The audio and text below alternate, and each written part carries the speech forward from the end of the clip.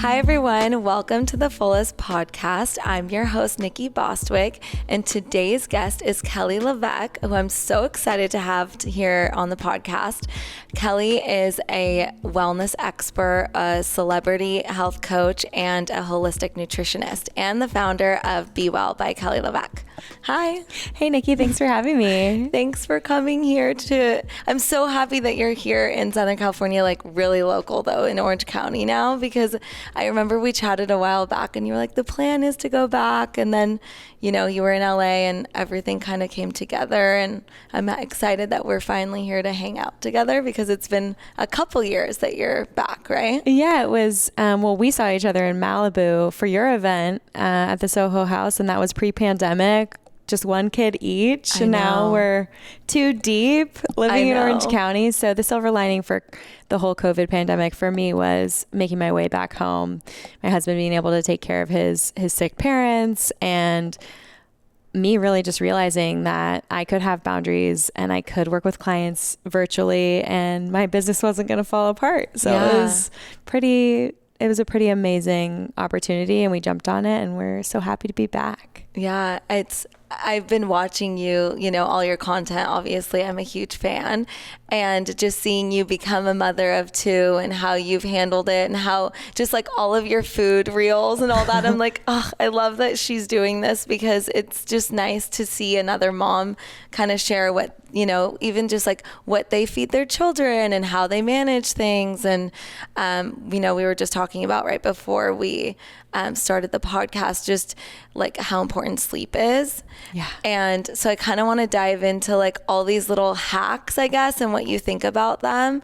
But I guess overall, like I'd love for you to share a little bit about just you and how you've like kind of come into where you're at now with your career and just having like Be Well by Kelly also as the brand.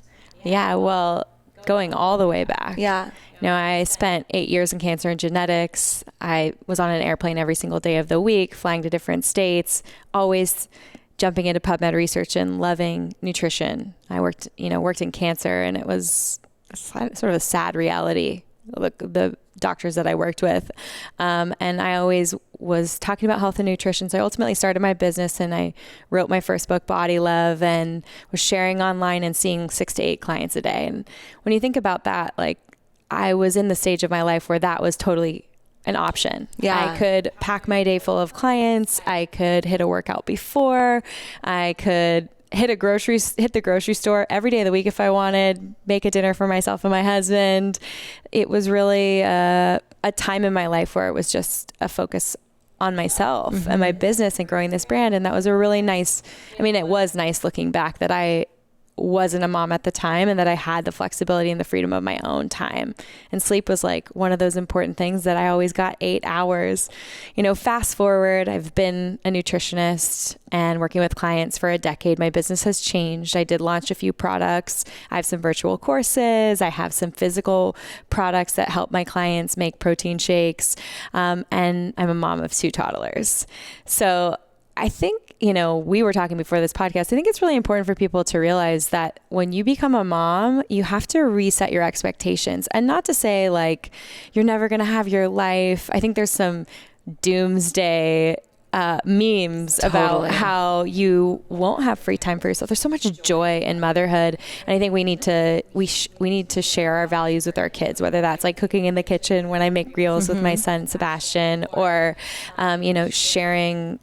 sharing meals together, like sitting down and making it a ritual. But when it comes to working out or having really rigid rules around food specifically, I don't think that serves moms, especially young moms in the postpartum stage where you're maybe a little more sensitive emotionally. You're learning a whole new part of your life. Like you're birthed as a mother when you birth your child, and there's so much growth there of like, how do I want to communicate with this small human? How do I want to raise them and feed them, and what is important for our family? But with that comes like, the toddler tantrums and the sleepless nights and the sleep training. If you're deciding to do that, or the co-sleeping, like there's some sleep deprivation that's real and that happens there. And so when I'm working with young moms, and I'm specifically doing a lot of that now because one of my courses teaches moms how to eat when they're pregnant and how to introduce foods to young children to balance their blood sugar and fuel their microbiome and really support their hormones. But in this very specific period of time, we need to really reframe what it looks like, and we need to have some tools and like hacks in our back pocket. Some of those things might be, what 5 meals do you know how to make without a recipe? Can we make a grocery list of those and keep that in your phone so that if someone's like, hey, can I help you get groceries? Or your husband's like, I'll stop at the store. You can shoot that off to them and okay, we all know how to make our tacos that we make, or our chicken teriyaki, or our roasted chicken and veggies, or some, a quick salmon, something like that. Like you have those recipes and okay, I'm not going to be Martha Stewart at this stage in my life, but I'm going to put nourishing foods on the table instead of holding yourself to some expectation that you're going to download a New York Times recipe and make something from scratch with 15 herbs and 100 ingredients. Let's redefine what that means, what good means for you. For me, that is the Fab Four. Like, is there protein, healthy fat, some fiber in the form of like a non-starchy veggie that I'm serving up, and like something green, And if that's on the table, if it means that the green thing is like a sliced cucumber on the side of whatever chicken and rice dish I made for my kids, like great. Yeah. It's finding those easy things. Another thing that I think is really supportive and is actually health tech. So I love a continuous glucose monitor. I love an Oura ring. Cool. Things that remind me that I'm doing a good job. As I'm a young mom, we're constantly moving, like chasing toddlers, feeding babies, in the kitchen, back to your computer, whatever it is that you're doing. And this thing always reminds me, like, I'm not sitting very much. I have little bouts of time where I'm working with clients, writing emails, but a lot of the time I'm a little bit of a ping pong ball in my house with my family, living that work motherhood life where it's very fluid. And block schedules do help, and that's something that I didn't ever have to do before kids. But having the days where I take my podcast, having the days where I answer emails, having an auto email where I'm like setting a boundary saying, this is when you can expect to hear from me. All of those things I think really help me stay sane. Yeah. I love that too. The block schedules. It's just, I'd be curious to know like what things have worked for you in staying sane in this season of life, because it really, the 300 list self-care items, like don't make that stressful for me, right? Yeah. Like let's pick the things where I feel like I gain something from it, or I see a benefit, and then I'll commit to that. Mm-hmm. I know for me specifically, it's so interesting because I feel like you have all this time for yourself and you're able to have that 300 list of self-care items to do, plus work, plus being a wife and all that. But then it's so different having one kid versus another. So you kind of get into this routine when you have one, and then they're old enough. I don't know if Bash goes to any sort of programs, but like I created one during COVID for my son when he turned 2 so that I was like, okay, let's start a pod so that I can work and have this time just to work, because I didn't have any sort of help. And what I did was create the pod from 9 to 1, and then I worked from 9 to 1, and then I was with him, and it was really great. And then, I had another one, and that was obviously a transition, because then I had, something for him, my older son, to do, but then I needed kind of help with the other one, and they're too young. So It's just really interesting. And at that time, when they're really little, you can bring them along with anything that you do and bring them to work or whatever. But it just, like writing emails one-handed, you're just not as productive. And like we were talking about, I realized early on with just having only one kid that my exercise of choice that I could just feasibly do was going on a walk as a family. And I just had to remember that that's okay. And I think that coming from, being in this space and thinking that you kind of have to do more, and even just like wanting to do yoga class wasn't achievable for me, and it still isn't. And I can't tell you how many I've signed up for that I've left or not gone to because I'm like, oh, I'm still nursing and they're crying, or I really need to sleep. And that's my priority right now, is sleep. And just also being a working mother, trying to navigate, okay, well, I do actually have some time. I could probably go do a workout, but like, actually, I really need to get this done. And that's the reality, is I need to work. Yeah. And so it's a lot to navigate, like you said. And I think that, one thing I really wanted to ask you too is with the food stuff is how, like you said, I love what you shared, that everyone, like you and Chris, both know how to make your tacos and like these recipes. And I think that's really great and important, because when you're out of town or when you have a work thing, then you don't have to stress about what the kids are going to eat. And it's just kind of like, here, I don't have to teach you last minute. Here, this is like the plan and we go. So how do you kind of set that up? Do you make the food for them and put it in a freezer, No, they're luckily they're a little more self-sufficient than that, and they weren't always. I mean, my husband Chris was good at making scrambled eggs and chicken when he was in college, trying to get protein and get swole. That's what he used to call it. He wanted big muscles back in the day when he was at UCLA, and he's a big guy, but he's pretty lean. Yeah. And so he knows how to make a few things, but in our relationship, actually, it was when Sebastian was born that he really took an active role in being in the kitchen with us. And that's because I would get Sebastian up in his kitchen tower, which is like a little stool that puts him at the counter level. Yeah. I got him his kids' knives from Amazon. And then it wasn't something where I was going to put him in front of a screen or give him a toy and try to push him aside while I cooked really fast. Like, that's not enjoyable for me. And what was really important for me was bringing him into my world. I do so much teaching in the kitchen. And so it was almost like through osmosis that Chris learned all of these recipes, because he'd be at the kitchen table, writing emails or doing what he was doing.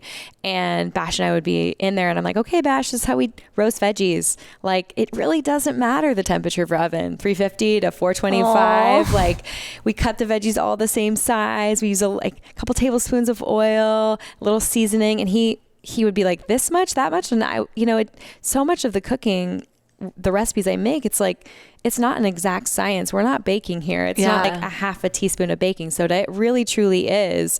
Like, if you want to put more seasonings on it, bud, it's just going to be more flavorful, and that's okay.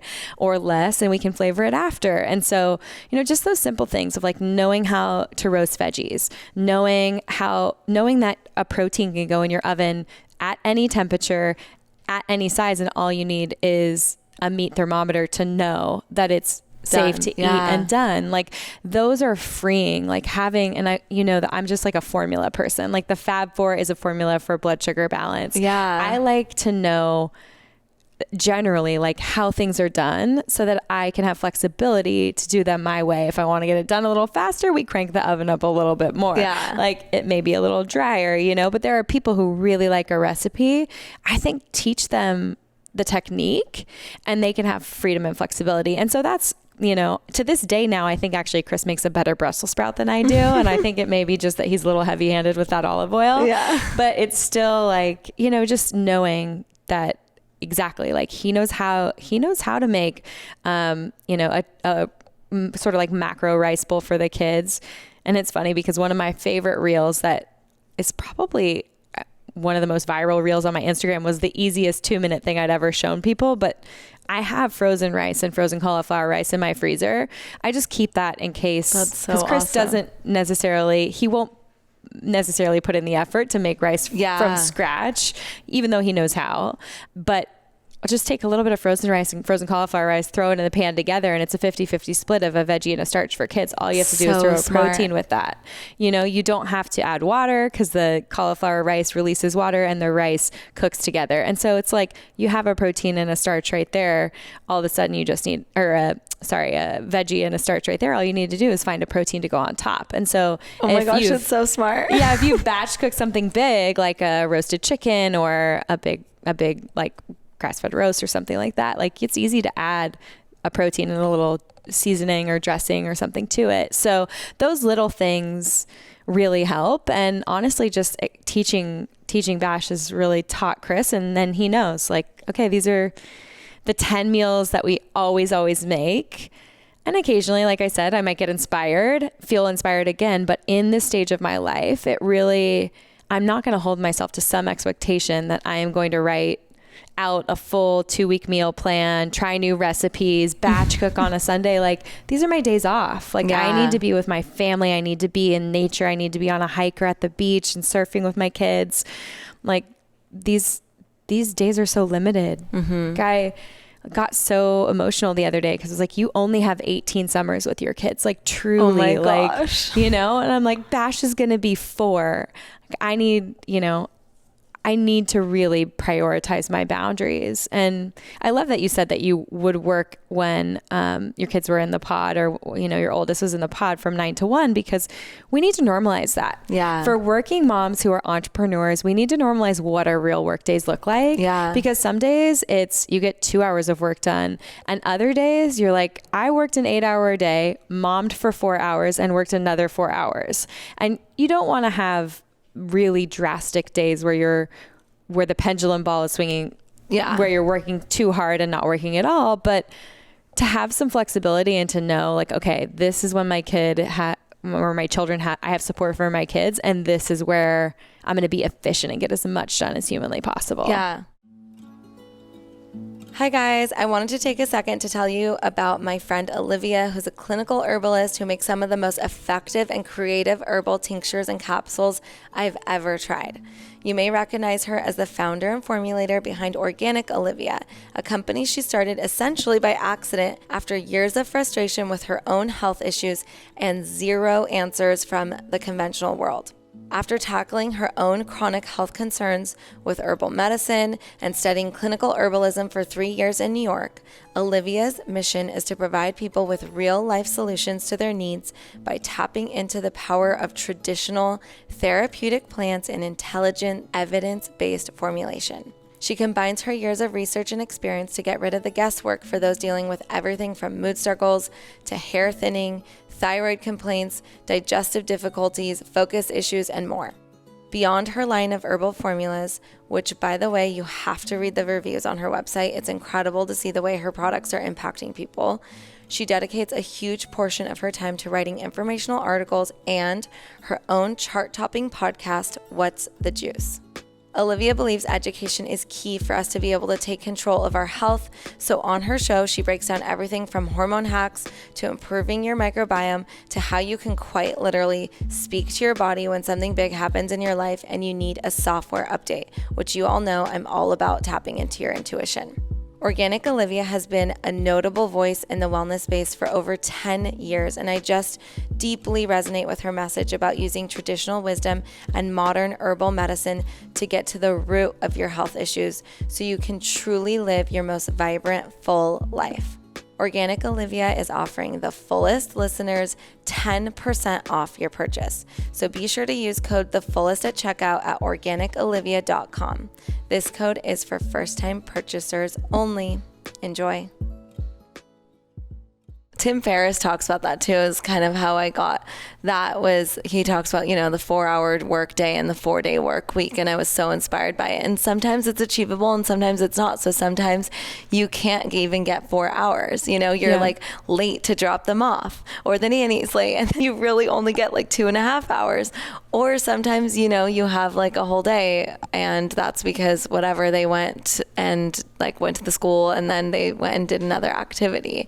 But I feel like, navigating too, I'm definitely still in that, like, sometimes, but it's helpful, like you said, to block off. Like, I know that on Wednesdays I record podcasts, and that's typically when I do them. And so we all know my schedule. And so my husband can make sure that he's around on those days, or the nanny knows that that's like really important. And so that's when they schedule other things that might arise at a different day, but everyone kind of has those set times where they know when you're available and when you're not, which I'm like, I guess I could do that with my workouts, but I feel like I need to get my workouts done before or after business hours, and I'm never motivated at the end of the day. And so I really need to do it in the morning, and that's when I need to sleep. So it's just like crazy. But before, when I had one kid, I was able, before he started, like before he was 2, I would start later in the day and just work later because our mornings would just take longer. Yeah. And that was nice. And I loved it. And I would come into work at like 10:30 and roll in and then, go on a stroll for a nap, like napping them, you never know how long that's going to take if they're sick or whatever. But I really think that for me, what I've also done is like normalize having kids talking or screaming in the background of work calls, and depending on who it is. Yeah. And it's really helped me let go.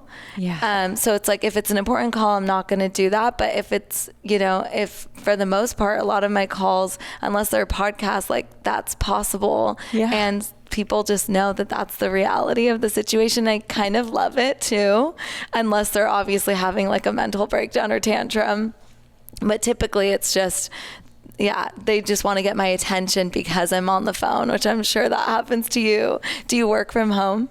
I do. I work from home, and it's funny because I think COVID really softened everyone's expectations around what does it look like to work from home, and what can you expect to see from a whole family trying to work, learn, school, live in their house together, and kids want our attention. They want to be doing what we want to do. I can't tell you how many times I'm in my office and I get off a call and Bash is like sitting in my work chair and like slamming his fingers on the keys. Totally. They just like want to be in your space, which is so sweet. And really, I wouldn't want it any other way. I think if they didn't want to have anything to do with me, I'd be pretty bummed out about it, especially because I am the breadwinner in our family and I do have to work, So it is really interesting. I think it always goes back to scheduling for yourself, and finding those times, and you'll feel the calling. Like for me, it just recently, now that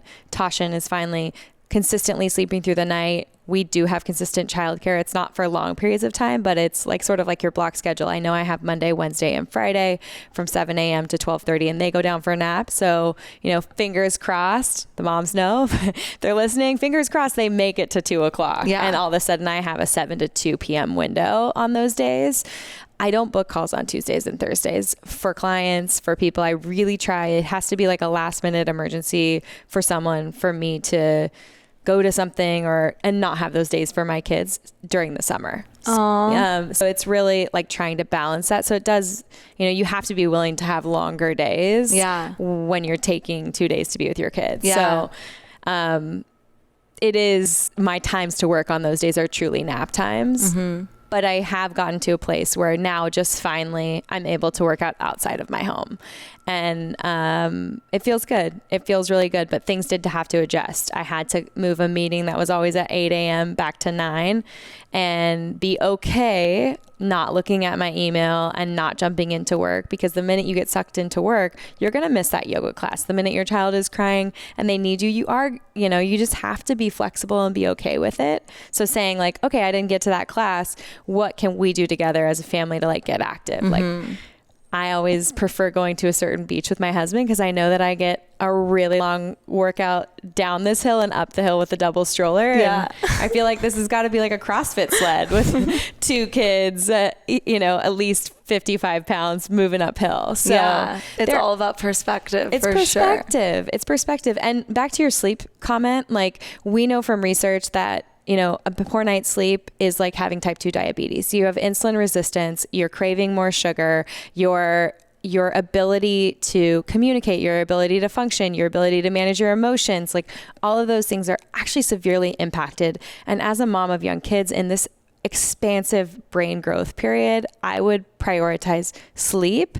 And for me personally, having a longer fuse and being able to manage the family than pushing myself to do some workout, being at a deficit for sleep and craving all the junk food, eating the junk food, getting myself on a blood sugar roller coaster, snapping at my kids, and then needing to start over.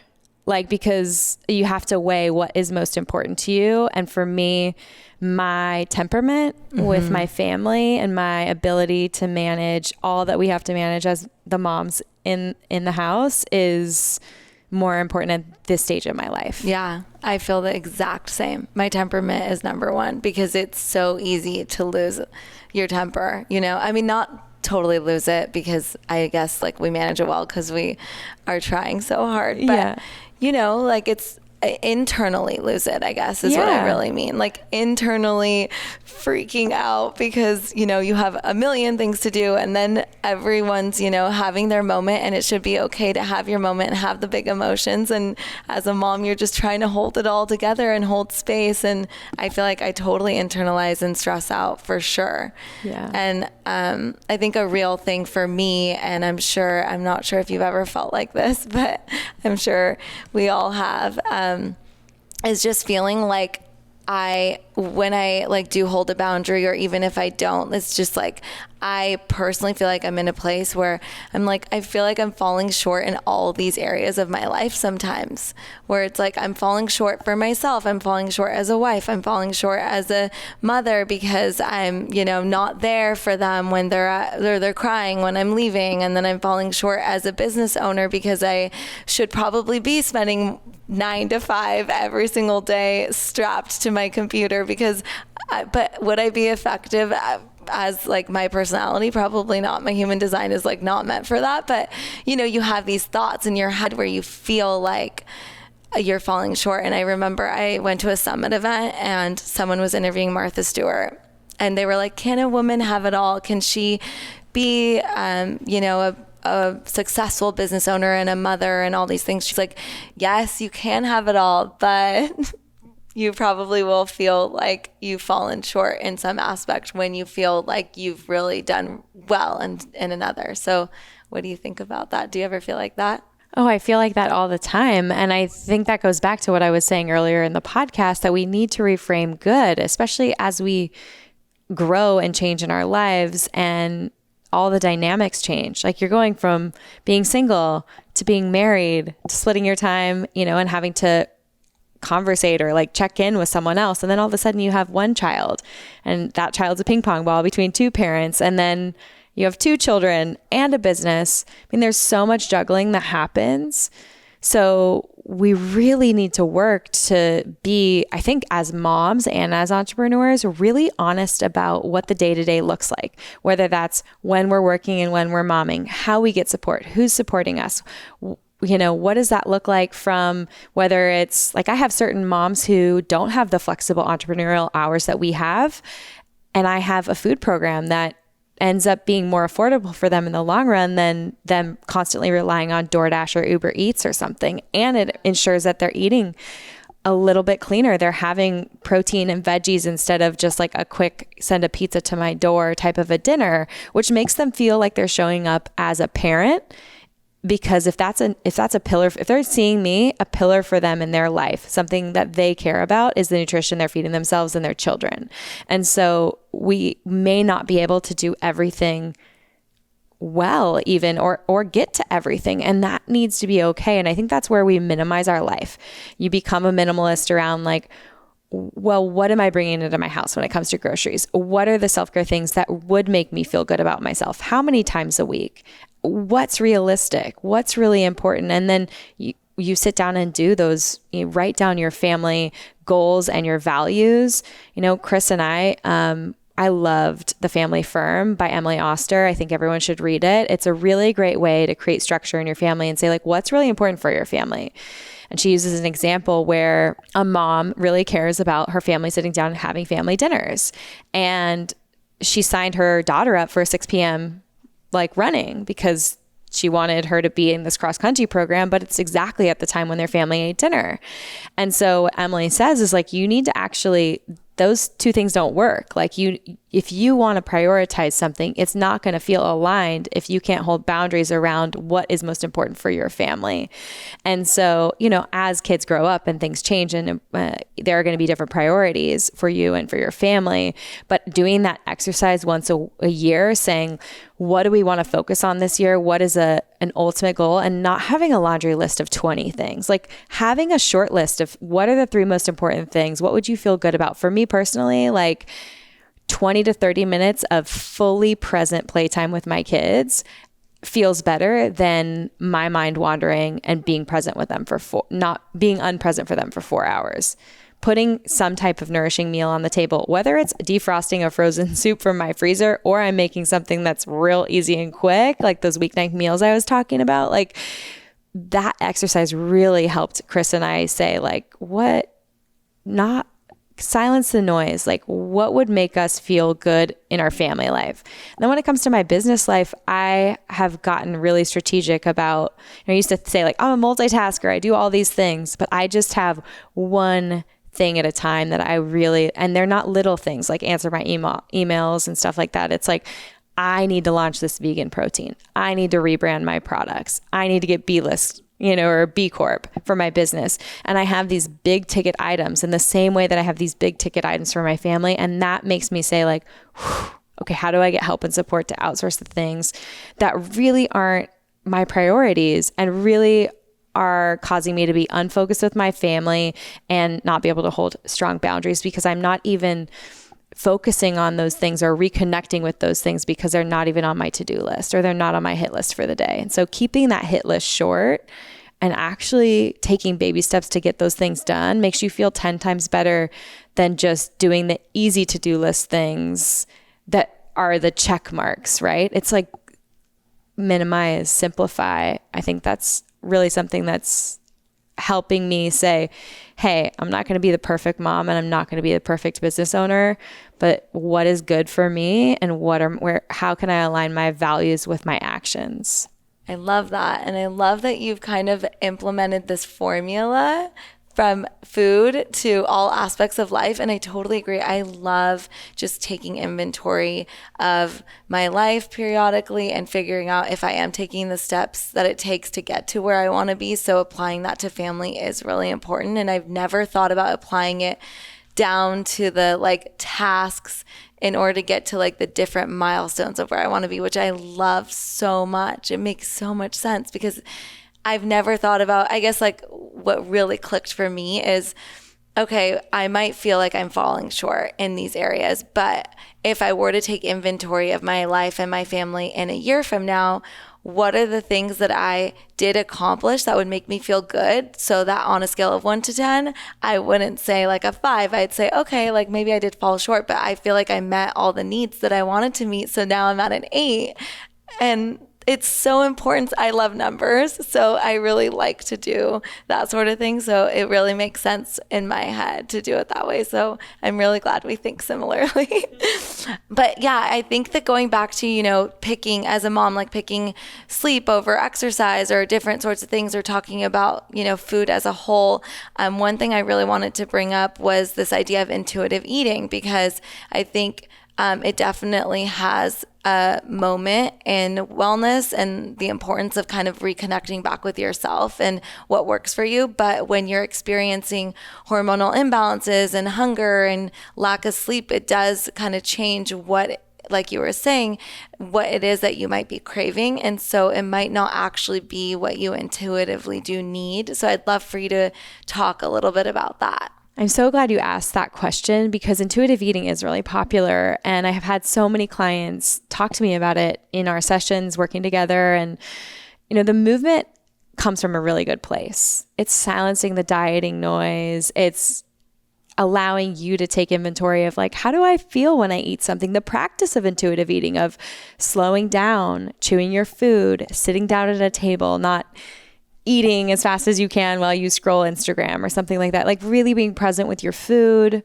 tasting your food, enjoying your food, breaking bread with friends, family, and then really thinking about after that meal, how did that meal make me feel? Like, did it make me feel energetic? Did it make me feel happy? Was I able to focus at work after with my kids? Like, did I crave more food after the fact? Really journaling or touching down and being like, okay, how does this affect me is so important when it comes to naturally gravitating towards healthy foods.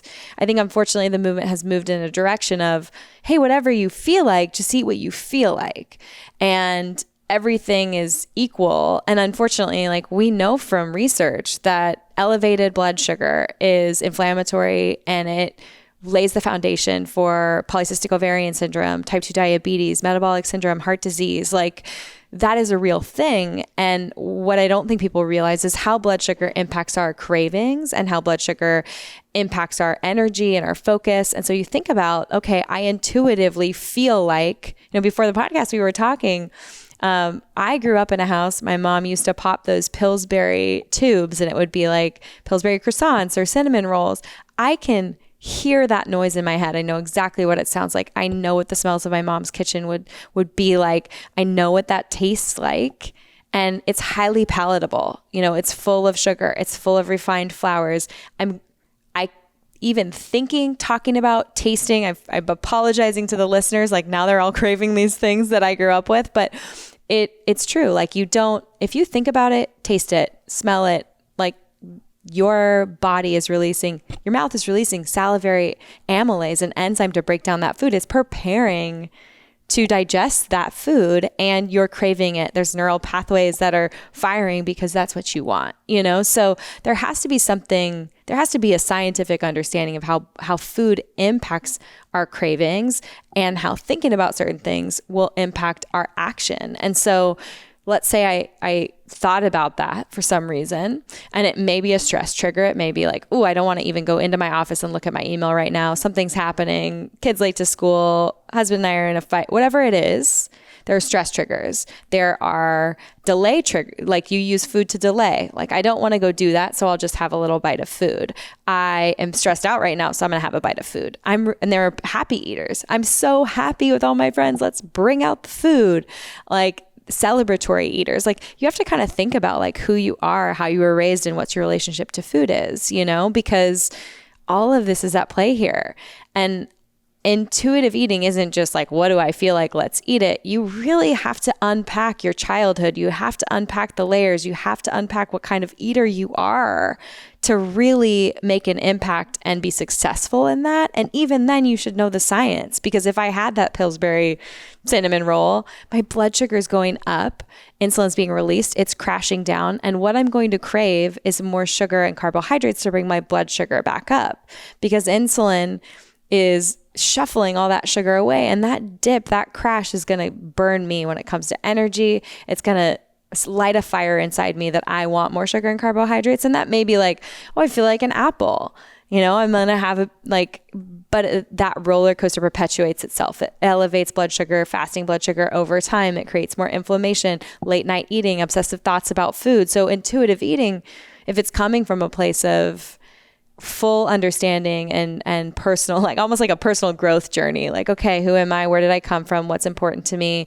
And you're gravitating towards things that balance and support your blood sugar, that make you feel full and satisfied, that regulate hunger hormones, instead of something that, say, is highly processed with sugar, refined flours, or even worse, that carbohydrate salt bomb that is maybe in fried foods, where we have a fatty, salty carbohydrate combo, which isn't really natural in nature, and a lot of times laden with seed oils that also are causing a problem in creating an inflammatory state. Like, this whole basket of fries might be delicious in that moment, but we also need to take care of ourselves, and we need to say, okay, like, I don't feel bad when I have fries. But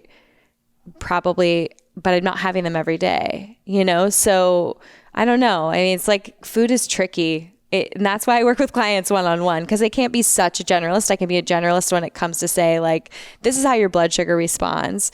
This is maybe your childhood relationship with food. Let's unpack that. Let's create some light structure so that you're following your goals, feeling good about your food behaviors, what you're eating, getting some momentum, getting some consistency, and then feeling free around food to make the choice to have the fries. Like, that's the ultimate goal with people, right? Is to have that flexibility. But if we're just saying intuitive eating is eat whatever you feel like, I mean, for me, that would be a recipe for disaster because of the way I was raised. Bagel bites, taquitos, Pillsbury popping, whatever's, like, all the sour gummy candy your hearts could ever desire. So,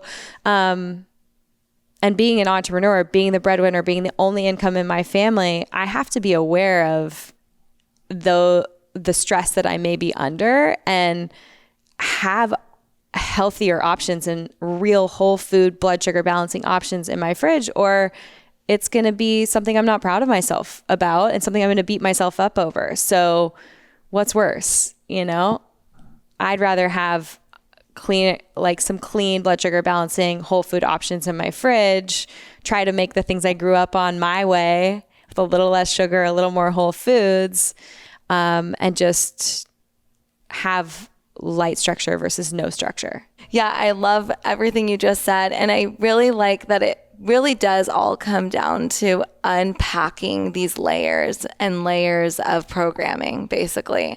And if we're willing to go there and to really see things how they are and our upbringing and our stressors that are causing our next decision, then it could be this great thing. But I think a lot of the times it could be like a scapegoat. And that's how I feel about it for sure. Or someone might not want to eat a certain way or do the work. And I mean, that's not a nice thing to say, but that happens too. It's like, why are you, there's just so many emotions around food at the end of the day. And if we're willing to look at it at face value and really see it for what it is, I think that's the most beneficial. And then go from there. And if you're actively interested in unpacking that, then it could really serve us all for the long run and our families like you're doing. I love everything that you're doing. I love, I really love to bring my kids along for everything I do and be in the kitchen with them. And